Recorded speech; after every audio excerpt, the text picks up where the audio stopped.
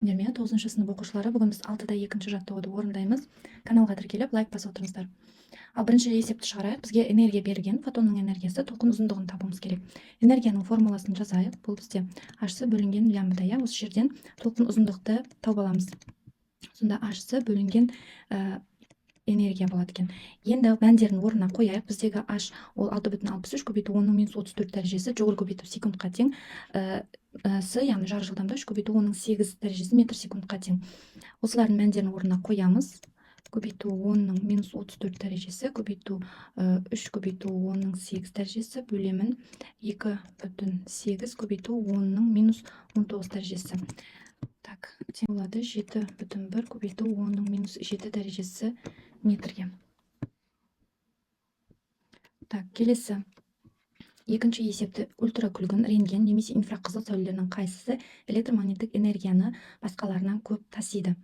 Яғни бұл жерде біз толқын жауаптарды толқын ұзындығының шкаласы бойынша негіздеңдер дейді. Мына жерде бізде толқын ұзындығының шкаласы берілген, электромагниттік. Бізге керек ультракүлгін сәуле мына жерде тұр. Инфрақызыл және рентген сәулелері. Міне. Енді бізге энергиялары қайсысы көп, соны табуымыз керек. Энергияның формуласы бойынша бұл H мю, яғни жиілік. Енді қарайық, қай сәуледе жиілік көп болса, энергия көп болады деген сөз. Яғни жиілігі көп.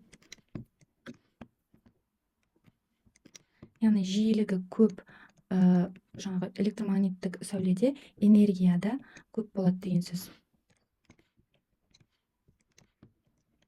Енді осы жерде қай сәуленің жиілігі көп, соны табайық. Бірінші рентген сәулесі бұл 3 көбейту 10-ның 19 дәрежесі мен 3 көбейту 10-ның 11 дәрежесі аралығында. Одан кейін ультракүлгін сәуле 15-ке дейін, одан кейін 14, яғни мына жақта бізде рентгендікі көп болып тұр. Яғни жауабы рентген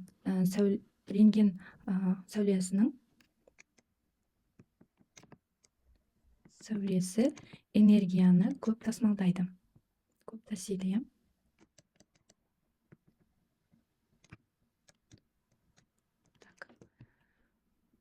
Соңғы есепті шығарайық. Бізге қуаты 100 ватт жарық көзі 1 секундта 5 көбейту 10-20 дәрежесі фотон шығарады. Толқын ұзындығын табуымыз керек. Бірінші энергиялардың формулаларын теңестіреміз, яғни P тең болады.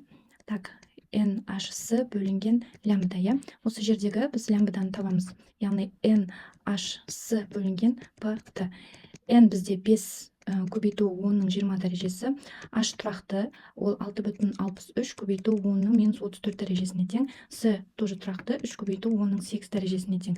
Бөлеміз, так, қысымы 100, уақыт 1 секунд. Сонда тең болады. Так, 99 көбейту 10-ның -8 дәрежесі метрге. Немесе жоқ шамамен алғанда, бұл 10-ның -6 дәрежесі метр деп алсақ болады. Немесе 1 микрометр.